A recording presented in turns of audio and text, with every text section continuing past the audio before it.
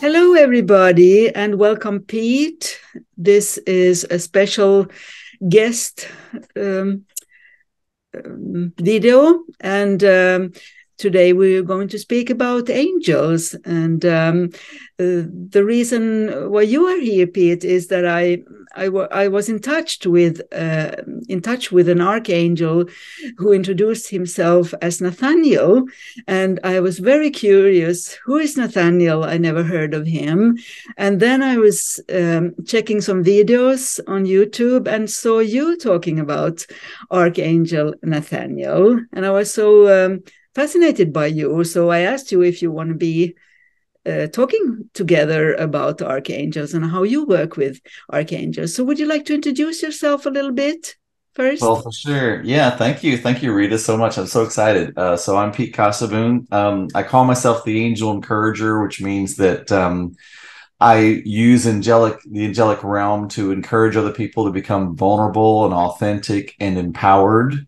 Basically, I believe I've done my job if you no longer need me. So I don't like to keep people in this facilitated loop where you're always having to come to me for answers because I don't really have the answers, to be honest with you, Rita. I'm simply a great allower and a great believer, and I have a huge faith muscle, and I'm always walking in a beautiful space of grace. Um, Here recently, I've really learned the I don't know if you've ever heard the Buddhist term of sunyata, where you're understanding that you're always in this state of chaos, and it's about being peaceful and and in that space and tranquil in that space, even though there's great tragedy and great joy happening all around you at the same time, right?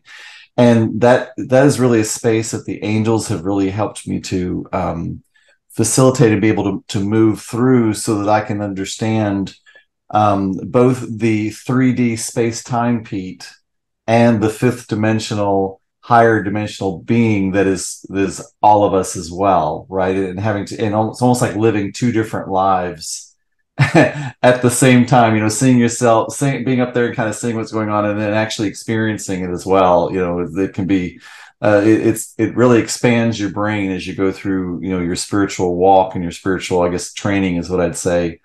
So Nathaniel is one of the, if you look through different religions,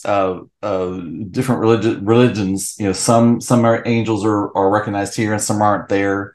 Nathaniel is one that is more doesn't isn't as far as well known. He's probably more in the pagan tradition, I would say. But he does have EL as the end of his name, and you'll notice that most angels have EL on the end of the name, which means of God. That's where that comes from. Nathaniel is I call him the I am angel.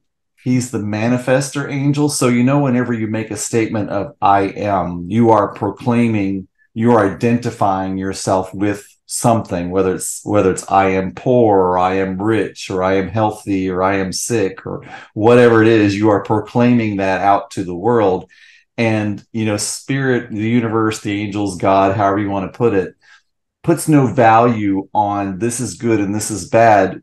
It all just is. So as soon as you proclaim it, they're like, okay, that's what is and will be. And then it becomes. Nathaniel is he's a no holds barred angel. Like, what I mean is, as soon as you say you want something, he's like, let's do it.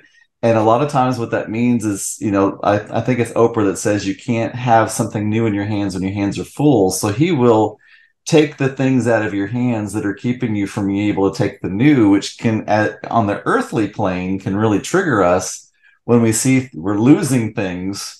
But that can be the first step to us gaining what it is that we're wanting to achieve or have, or the situation or the feeling or whatever it is that we want.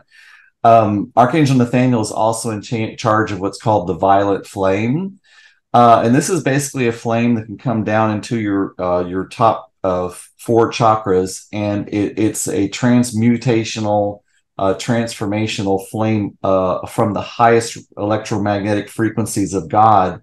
That it just kind of like burns out anything that's not, that is not of your highest value, basically. Nathaniel is associated with fire, which interestingly enough, so is Archangel Michael. So they work a lot hand in hand with each other. And, for me, I probably approach angels a little bit differently than a lot of people that work with it. It's funny to me. The people that I trigger are people that work with angels. And I don't want to say it's funny, but it's interesting to me. And I think it's because I form a personal relationship with the angels. To me, they're like a personality, and so we have like conversations, and I can feel them around me, and and I get inspiration from them. And like before I drop something, they'll say, they'll make me notice something, which makes me not drop it, or they help me find my keys. So they're just like with me all the time, even in the minute details of life, which you might think are not important enough, but it's all one thing to the angels. It's not, a button or a castle is, the same to the universe, whether you're you're dropping a glass of milk or you're saving, you're changing world hunger. It's all kind of on that same level for them. So they're there to help you to, have a life where you can be at your highest effectiveness and achieve those things that you envision and focus and intend for yourself, because that's what we are. We're on the leading edge of the expansion of the entire multiverse system. That's where we are. We're at that point where the past is really almost no longer relevant, and we're in the unseen future, and that's where the faith muscle really is important, because we're stepping out into this mist that we don't know what comes next. But if we have the faith and understand that we're walking in grace, we'll know that everything is perfect, in perfect timing, perfect place, and whatever we're focusing and intending upon, is what is on that path. And that's probably the hardest thing for people when they first start on a spiritual path, is when they realize that they are at cause, which means that they are not a victim of anything, which means that everything that happens is something that somehow you focused or intended, whether consciously or unconsciously, into being. And it's always interesting for me, like I had to have knee surgery earlier this year because I tore my meniscus, and that, things happen, and I can always remember back to the point of where, for some reason, I focused on something like that happening. Like, oh, that's where I created that. You know what I mean? So it's this funny thing of where you feel bad about yourself, and then you're like, oh, I'm empowered. Oh gosh, I'm empowered.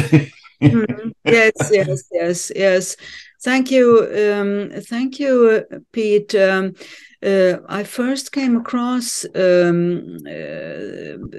in working with Life Within Life hypnotherapy, and Michael Newton, who was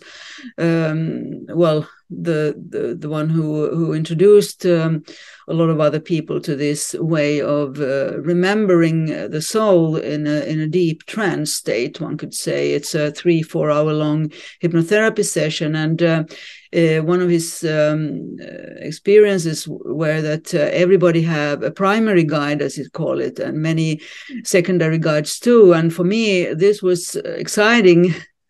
And then when I started to do my own sessions with colleagues and also with clients, I realized that it seemed to be a fact that many or most clients, when they got into deep trance, they met their guides, and lately also archangels, which was not so common when I started. It could have do something with me, of course, but also a lot of my colleagues. We are 200 members in the Michael Newton Institute. Some people some other members I talked to, they told me the same, that more and more people seem to be in contact with archangels. And I had a client the other day who said that, well, I was ashamed even to say that I'm in touch with an archangel, but who can be a human and claim such a thing? So, and then I said, well, I do too, something like that. And then she relaxed. So what is your experience over the years? I know you told me before that you this is nothing new to you, but you have, what was your first encounter with an archangel or an angel in such, or Well, how did it start for you? so for me, I came from a very abusive childhood, so I really closed everything down. I mean, now when I think back, I think of instances where I felt a presence, or I felt something sitting on the edge of my bed, or I felt something there, but I was so closed, I couldn't, and I would know things. But I always knew that age 50 for me was going to be a game changer, but I didn't know what that meant. I just had this knowing like 50 is going to be where it changes, you know. And in my 40s, I went through a deep, dark night of the soul, lost everything, almost, almost stepped out of this world, and just decided at that point that it was time to really authentically be me. And that's where I started just opening back up. And so I was in this mastermind, and the lady there was an angelic intuitive medium. And I told her, I said, would you train me? I was like, it'd be kind of cool to be intuitive. That was kind of my attitude. Right. And so she started training me. And the second session, she stopped and she said, I can't teach you anymore. And I was like, why? And she said, because you're already doing it. And I'm like, what do you mean I'm already doing it? And I tell you, Rita, it was wild, because I started getting like all these Facebook messages, and like from people I didn't even know, that were like, I have this health problem. Can you help me? I'm like, I don't know. Let's give it a shot. I have this negative energy in my house. Like, can you help me? I'm like, I don't know. Let's give it a shot. There's something, wrong with my, so it's just, I just kind of approached it with this very sort of simple, like, it's not me. And I just do whatever, I just know to do. Right. And so about a year later, I started working with another medium to train me. Second session, she stopped and she said, I have no more to teach you. And I was like, what do you mean? She's more powerful than I am. I'm like, what do you mean I'm more powerful than you are? Like, I don't even know what I'm doing. So that's the weird thing about the spiritual walk, is there's not necessarily a handbook. No, never. So I've had to learn that, at first it's kind of like, it's like a new toy, or not, I don't want to say a toy, but it's like a new car. But then you start understanding that, oh, you can lose control around the fast curves, if, when you're first starting to do it. So I had to learn that I could, just by stating it, create places where I wouldn't go, things that I wasn't going to do. I could create structures for myself of like, no, I'm not going to do that. Or no, you're not going to talk to me. And it just, because I would have great sessions with clients, and then I would be hurt for like 3 or 4 weeks. And I was like, no, this is not cool. No. So I've had lots of guides, amazing guides, who come through to me. I just went through a tantric experience the past year, and a partner of mine that was from a past lifetime came through, and I realized that we were actually from a different space and time completely. Because I always wondered, he always told me to call him Paul, but I knew that wasn't his name. And I asked, why can't I have your name? And it was because we weren't human, so I wouldn't be able to vocalize his name. You know what I mean? Mm-hmm. So, but I've had so many just amazing experience. I'm sure everybody on this video now is thinking I'm totally crazy, but it's my lived experience of what I've had. And I'm always like seeking new information and training. I'm also a quantum physics geek, so I loved it when I see the parallels between science, and spirituality, which you absolutely see it. I don't know if you know, but in 2013 they discovered a multi-dimensional structure called I believe it's called an amplitude hadron, I believe it's called. Mm-hmm. Yes. I'm sure the people who listen to this have heard. And yes, because I don't think you're crazy, because what is craziness? We know that genius and crazy is quite close, but But you see, I meet a lot of clients, as probably you do too, but they tell me that I never shared this with anyone, and because I was afraid to their doctors, their lawyers, their all sorts. So it doesn't matter the profession, but some of them don't have a place to discuss these things, and sometimes, as you know, childhood abilities they go behind the curtains, and then they come back around 50 or 40 or something, through an awakening or something like that. So it happened to a lot of people who I meet. And what is your experience of how these archangels come through to people? I mean, not everyone's, of course, visual. So some of my clients, for example, in hypnotherapy, they think that very few are visual. So we have a tangible feeling, or I'm not visual. Basically, I just sense things. And so what do you hear from people, how they connect with archangels? And the number one thing is to trust it, right? That's the number one thing. You know what I mean? If it's out of, I guess I would say, the norm, if you know it's not just something happening around you, and it kind of catches your awareness, even like driving down the road and like seeing a street sign, and all of a sudden these letters or numbers or words pop out at you all of a sudden, that you never had noticed before, or license plates. So that's something just like keep in mind, right? Like, okay, but you always don't just take that one thing as a sign, because they're always giving you signs. So if you keep repeatedly seeing things, series of numbers, words, things of that nature. I remember one time I was seeing somebody, and his name was Dan, and he'd really upset me. And I got into the car and I turned it on, and there was this particular commercial that would play.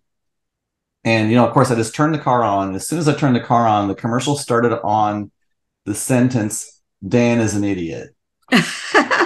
And you know what I mean? And that was, because it wasn't recorded, it was on the radio. So it just happened to turn on the car at the exact moment when that would come up on the thing. So it's about those different signs, right? So I've had all of the signs except for taste, because you have smell, you've got hearing, you've got knowing. There's lots of different ones. And for me, it's about understanding in my body system. So when I get like little tickles on my shoulders, which I call frisson, that's my sign that the angels are super excited, right? If I get like a pit in my gut, I know that's like, If I get like a pressure in my third eye, I know this is something that is my ego, or that it's something that I'm growing into, right? It's something that I am transmuting into. It's a little bit hard, because like when you work out, your muscles get sore. So there's nothing wrong with it. It's just that's where you are, right? So it's just knowing, I'm about to learn something new. You know what I mean? Right. So it's about knowing those different systems. For me, a lot of times transition souls come to me as smell. My paternal grandmother comes to me as cigarette smoke, and my maternal grandmother comes to me as Chanel No. 5. Yes. They always come in like odd places because I don't smoke. So like my paternal grandmother will come to me in my car smelling of smoke. There's no smoke. I felt it too. I felt it too. And during lectures, when I had lectures in my home, there's all of a sudden, so I was asking people, who is that? So there's some, I think it was Eckhart Tolle, or who was it, who said that even though you're dead, it doesn't mean you're clever or wise, but these deceased souls who like to, that's to me another category, because they haven't passed on or whatever, they're still around or something like that. But what interests me a lot is for people to have hope and to have their inner compass. And just like you said, you have your own bodily feelings. And I explained this to clients, and we talk about it, that everybody have their own symbolism and their own night and dream symbols and signs, and some have these series of numbers. As you said, I always have 4 when I'm on the right track. There's 444, and like that. So a lot of people, I think, that I at least meet, they know all this, and they get very fascinated, and now again back to this thing with archangels, because when I first had this encounter with Nathaniel, it was after a lecture with some colleagues in the Michael Newton Institute when I was more active as a board member. We had a series of lectures, and one of my colleagues, Elizabeth Watson in America, she is very much into angels, so she had a lecture about angels and archangels, and I found it very fascinating, as I do now too, talking with you. So I asked her afterwards, Elizabeth, do you think I have an archangel or an angel with me? And she said, just go ahead and ask. So in the evening, I was meditating, I was asking, do I have anybody here who's an angel like that? And he said, yes, my name is Nathaniel. And I never heard, I mean, what do you make up and what comes? I mean, this is what people wonder. And after that was before I learned to know about you. But the first, during this first round with Nathaniel, I had several clients then during a week or two, and they said, we're talking about the same archangel. It's like a synchronicity too. These things happen when you work with clients, that it comes as a sequence, or many people talk about the same thing. And I even had clients, this is my next question to you. I had clients who told me that they are incarnated angels as a person. Have you ever heard of such a thing? Well, you hear about things like earth angels, and it's when you, and people ask me this question because as you become more spiritually connected, you understand we are all one. You know what I mean? And the way we divide and separate things is simply a way for us to be able to experience it in a different way. So at the end of the day, we're all just one connected piece of energy, you know what I mean? And we've divided ourselves into people. And so there's many stories in the Bible where I think it's Enoch and I forget who else, were ascended angels. One was Metatron, one was Sandalphon. I don't know if that's their tradition. I don't disbelieve it. I don't necessarily go to it either. And I believe that there are earth angels. I know that I have been an angel before, because I can remember experiences where meeting a complete and total stranger on the street and like having a conversation with this person that I know changed their life, and then just knowing it was time for me to walk away, never giving my name or contact information. Mm-hmm. And so I know at that point I was an angel for that person, because I could see the transformation that happened for that person in that experience, just because of what I was led to do. Right. I mean, I even had I remember one time I was at this conference, and there was this, it was all filled with women, but there was one young man in there, and I kept thinking of this young man, and I said, okay, Spirit, if you're wanting me to talk to him, then he is going to walk by as soon as the conference is finished, because the conference had like 5,000 people in it. Really? Well, the minute she said, that it was over, he walks by my table, and I had not seen him for hours. Yeah. So I was like, oh boy. So I walked up to him and I said, hi, you don't know me, but Spirit wants me to just say hi to you and ask you if there's anything I can help you with. You know what I mean? And the next thing we were talking about is transition father, and calling in some different angels, and it was about to be over. Our conversation was about to be over, and Spirit had asked me to create 7 vials of gems and angelically charge them, and I had 1 vial left. Okay. And I'd just been led who to give to, you know what I mean? So he was getting up, and then all of a sudden Spirit was like, tap, tap, tap. I was like, oh, I said, okay, wait. I said, hang on. I have something for you. And I handed it to him and I put them in his hand and I started telling him what they were. And next thing I knew, he clutched it to his chest and he started sobbing and he ran out of the room. Oh, Never saw him again. Have oh, no idea what it meant uh, for him. yeah, yeah, You know, yeah. in that moment, I was his angel. Yeah, sure, sure. Does that Yeah, make sense? yes, it's a wonderful, beautiful story, and I had a few encounters during my life too, and I was thinking, was this a person or an angel?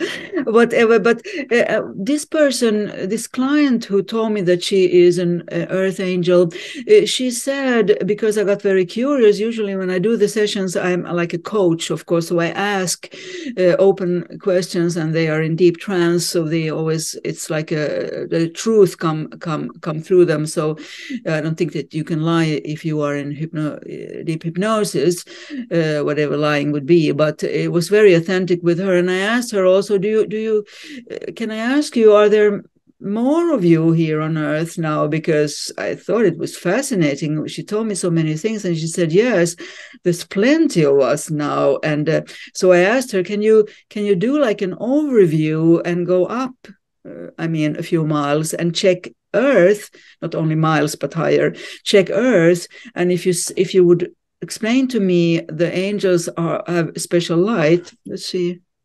Oh, we soon have to, your meeting it will end, it says. Okay, so we have to wrap it up soon. So she said, yes, there's really a lot. We have 10 minutes left. I didn't think of that. We have a limited time today.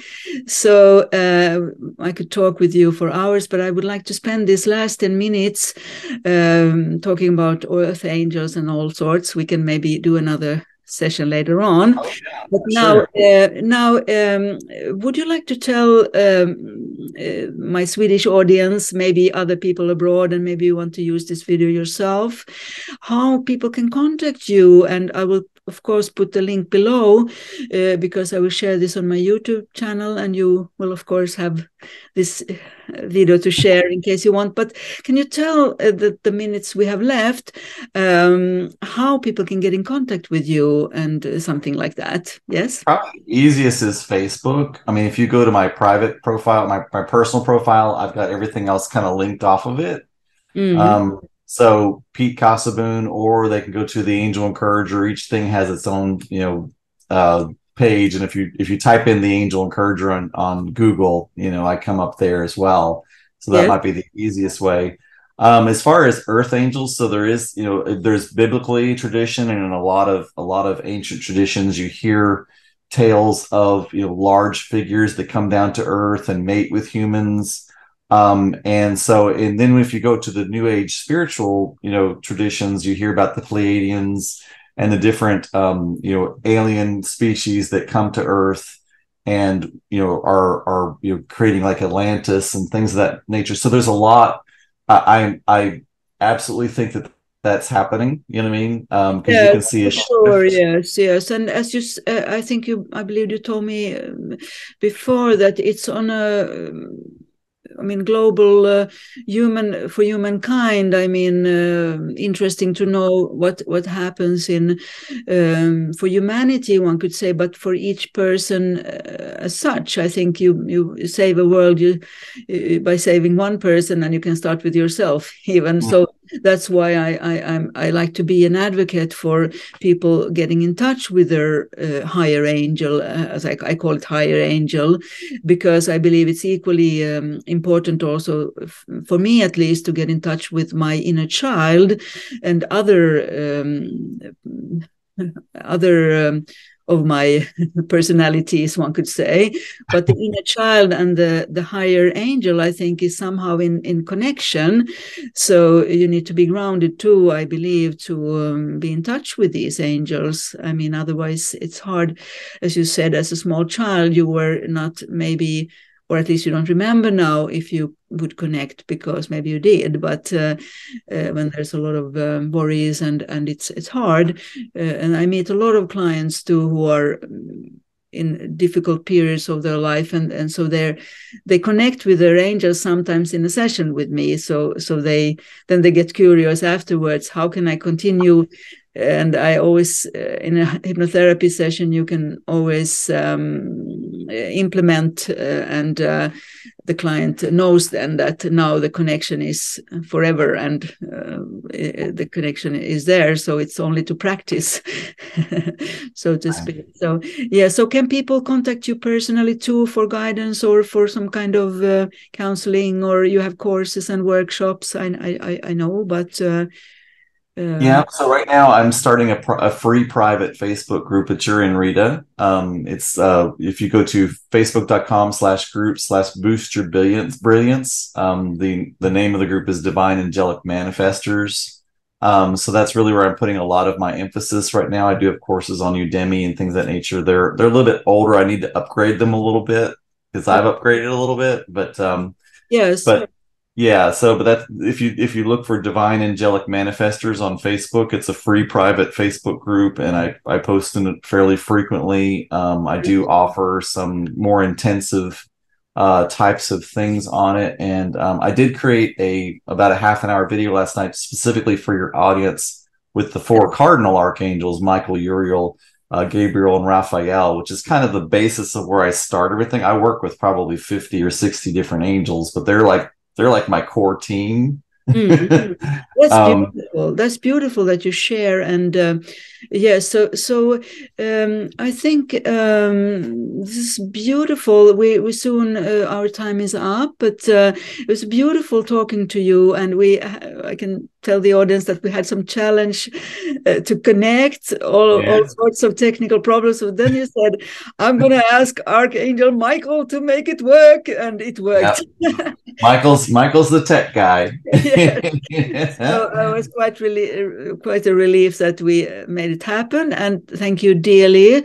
And let's share this video to your and my friends and followers, and all the links will be with this video, and I'll share it on Facebook too about your groups and all that. So so thank you so much. And you want to say something before we have 4 minutes left? Just it's so important to the angels for you to know who you are. You are at the very precipice of new expansion, and they are here to help. Your job is to focus, intend, and believe. You're human being, not a human doing. And as soon as you get into the ego space of thinking it's up to you to do it, that's where you become less effective. One with the angelic realm behind them is more powerful than millions of mere humans. So you have the potential, you have the angelic potentiality that is completely limitless. Isn't even the right word. I just found out recently there's levels of infinity.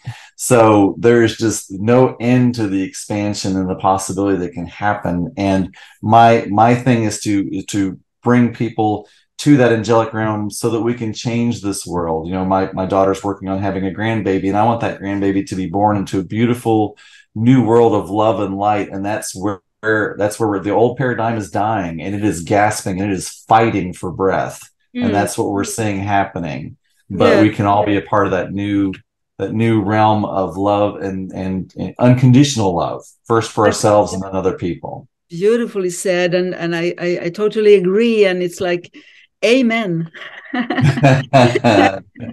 Okay, so shall we say goodbye for now to all our listeners?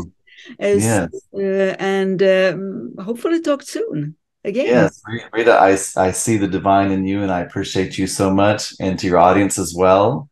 And as I always say, love, peace, and release. Yes, likewise to you. Okay.